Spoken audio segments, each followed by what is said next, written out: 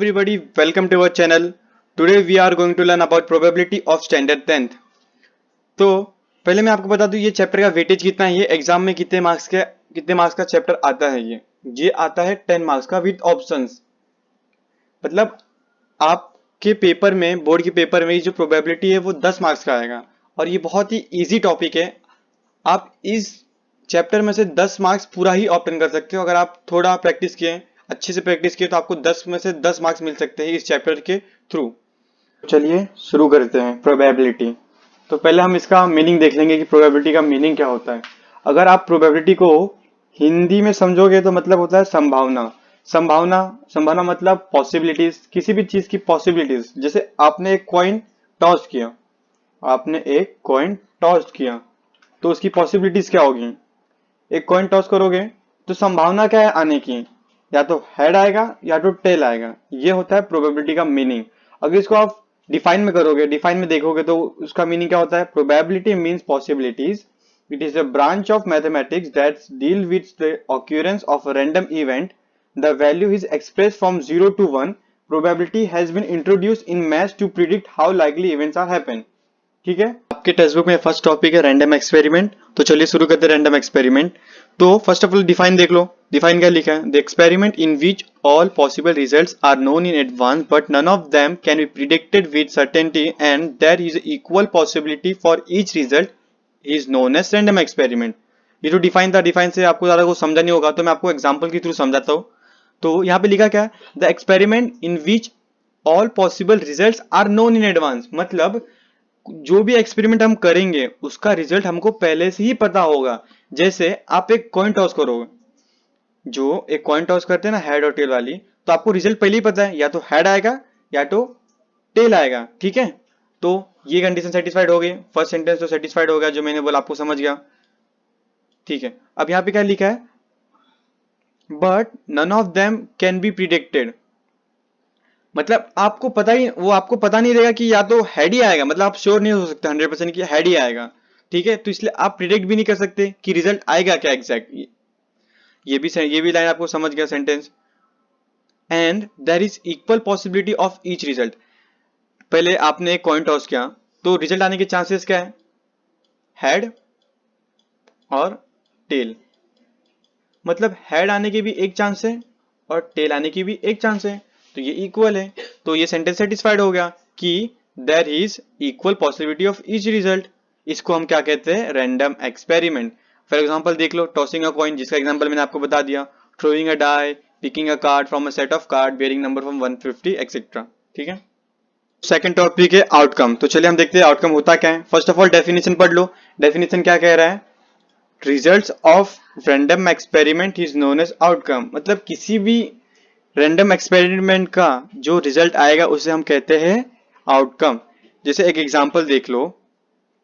First example क्या दिया, in a random experiment of tossing a coin. यहाँ पे एक टॉयस, जो कॉइन है उसको हम टॉस कर रहे हैं, तो उसका रिजल्ट क्या आएगा, या तो हेड आएगा या तो या तो टेल आएगा।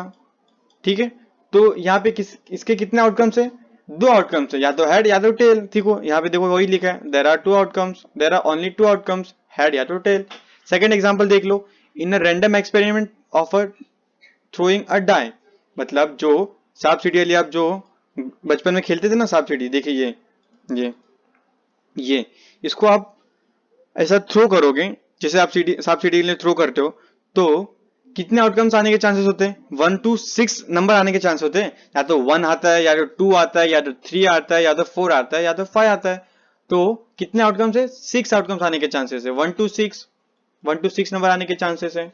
ठीक है, तो यहाँ पे क्या लिखा है, in the random experiment of throwing a die there are 6 outcome according to the number of dots on the 6 faces of the die, 1 और 2, 3 और 4 और 5 और 6। मतलब या तो 1 आएगा, या तो 2 आएगा, या तो 3 आएगा, या तो 4 आएगा, या तो 5 आएगा, या तो 6 आएगा। वही लिखा है यहाँ पे।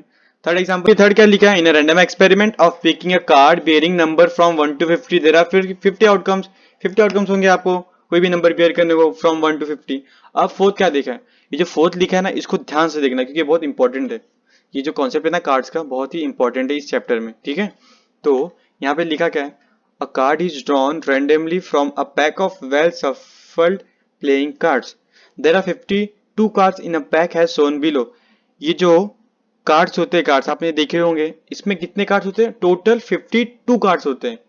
टोटल 52 कार्ड्स होते हैं, जिसमें अब ध्यान से देखो, ध्यान से एकदम, जिसमें 26 रेड कार्ड होते हैं। आपको भी पता है 26 रेड कार्ड होते हैं, जिसको बोलते हैं हम हार्ट, ठीक है, और जिसको हम बोलते हैं डायमंड, ठीक है।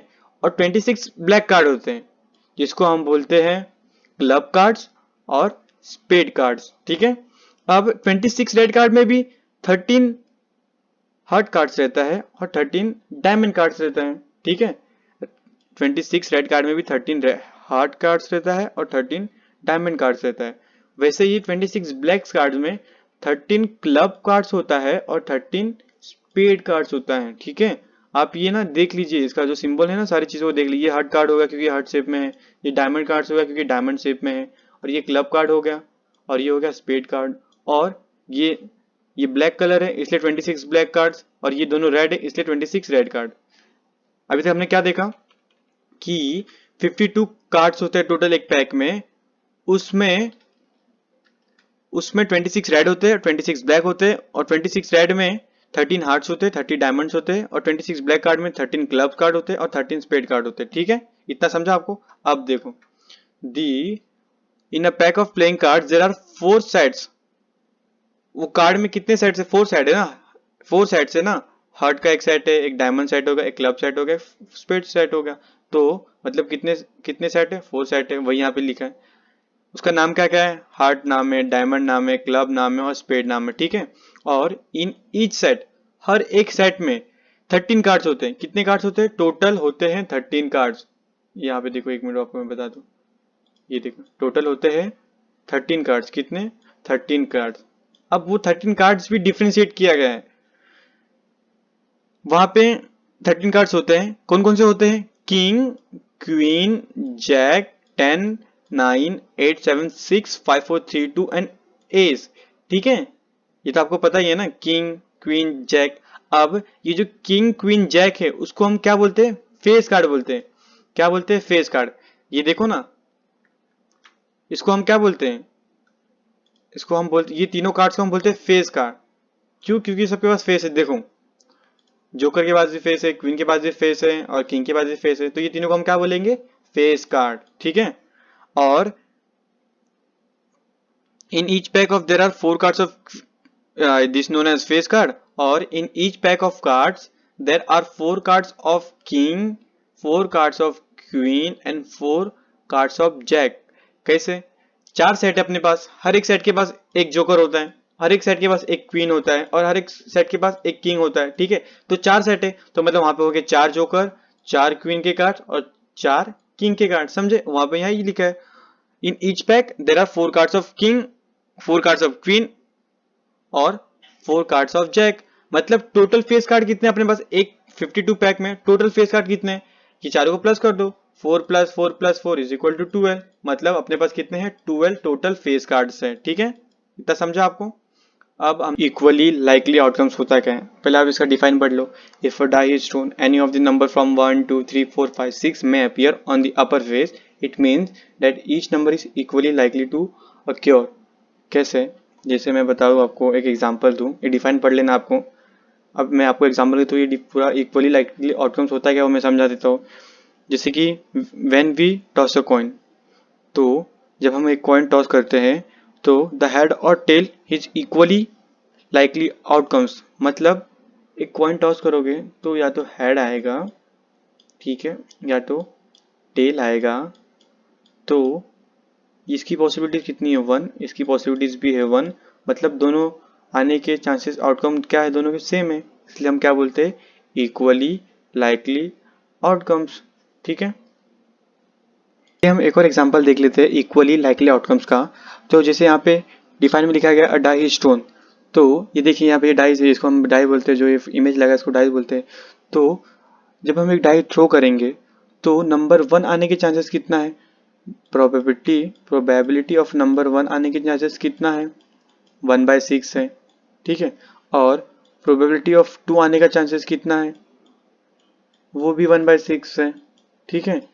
तो देखो दोनों के आंसर सेम है, मतलब this two are equally likely outcomes. ठीक है, आपको समझा? Let's solve practice set 5.1। तो हमें क्वेश्चन क्या दिया है, how many possibilities are there in each of the following से। हमें क्या फाइंड करना है कि कितनी पॉसिबिलिटीज है, जो नीचे 4 क्वेश्चन दिया गया है। तो फर्स्ट क्वेश्चन हम रीड करते हैं। Vinita knows the following sites in Maharashtra, she is planning to visit one of them in her summer vacation. Vinita है, उसको क्या है, महाराष्ट्र में जो कुछ जगह है वहां पे घूमने जाने का वो प्लान बनाइए अपने समर वेकेशन में। ठीक है, तो फर्स्ट ऑफ ऑल हम देख लेते हैं जगह कौन कौन सी है। अजिंता, महाबलेश्वर, लोनार सरोवर, Tadoba Tadoba wild life sanctuary एक ही जगह है। अंबोली, रायगढ़, माथेरान और आनंद भवन। तो फर्स्ट ऑफ ऑल हम देख लेते हैं कि उसने कितनी जगह जाने की प्लान की है, कितनी जगह टोटल कितनी जगह। फर्स्ट है अजिंता, सेकंड है महाबलेश्वर, थर्ड है लोनार सरोवर, फोर्थ है टाडोबा वाइल्ड लाइफ सेंचुरी, फिफ्थ है अंबोली, सिक्स्थ है रायगढ़, सेवेंथ है माथेरान और एथ है आनंद भवन। तो जो विनीता है, Vinita can visit any of the 8 places in Maharashtra. वो ये जो 8 जगह दी है वो 8 जगह विजिट कर सकती है। तो उसके पास पॉसिबिलिटीज कितनी है, 8 पॉसिबिलिटीज है। तो फर्स्ट का आंसर क्या है, Vinita can visit any one of the 8 places in Maharashtra, so she has 8 possibilities। ऐसे ही हम सेकंड का देख लेते हैं। सेकंड क्या है, any day of a week he to be selected randomly. एक वीक में कितने डेज होते हैं, एक वीक में 7 डेज होते हैं। हमको 7 डेज में से कोई भी एक डे सिलेक्ट करना है, तो अपने पास पॉसिबिलिटीज कितनी है, 7 पॉसिबिलिटीज है, क्योंकि 7 डेज है अब एक वीक में, इसलिए हमारे पास पॉसिबिलिटी कितनी है, 7। तो सेकंड का आंसर क्या है, there are 7 days in a week, there are 7 possibilities of selecting any one day randomly। ठीक है, अब थर्ड क्वेश्चन देख लेते हैं। थर्ड क्वेश्चन क्या दिया है, select one card from pack of 52। जो 52 कार्ड्स का एक पैक है, जो पैक्स में 52 कार्ड है, इसमें से हमें कोई भी एक कार्ड सिलेक्ट करना है। अब 52 कार्ड में से एक कार्ड सिलेक्ट करना है, तो आपके पॉसिबिलिटीज कितनी है, 52 पॉसिबिलिटीज है, क्योंकि आपके पास 52 कार्ड्स हैं। आप 52 कार्ड्स में से कोई भी एक कार्ड चूज कर सकते हो। तो थर्ड का आंसर क्या है, there are 52 cards, there are 52 possibilities of choosing one card. ठीक है, क्वेश्चन नंबर 4 होमवर्क है। अगर आपको नहीं आया तो कमेंट सेक्शन में बताइए, मैं आपको हेल्प करूंगा उस सम को सॉल्व करने का।